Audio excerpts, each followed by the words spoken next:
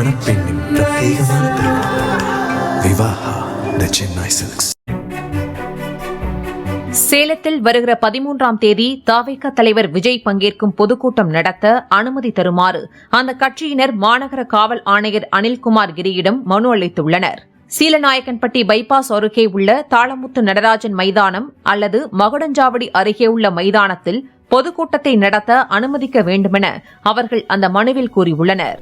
தமிழக வெற்றி கழகம் சார்பாக கழக தலைவர் அவர்கள் மக்கள் சந்திப்பு கூட்டம் நடத்துவதற்காக அனுமதி கேரி வந்தார்.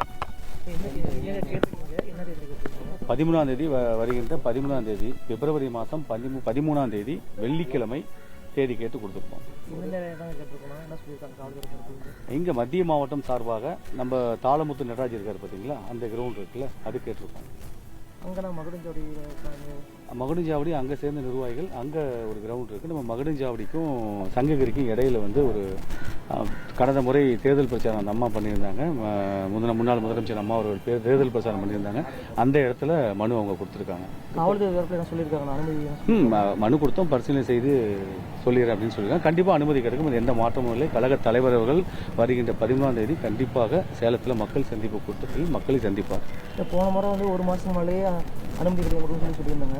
இப்போ நம்ம இன்னும் ஒரு 10 நாட்கள் தான் இருக்குது. அப்படி பட்சத்தில் எப்படி அந்த அனுமதி கிடைக்கும்? இல்லை, அதுக்குரிய கால அவகாசம் இருக்குது, அதன்படி தான் கொடுத்துருக்கோம்.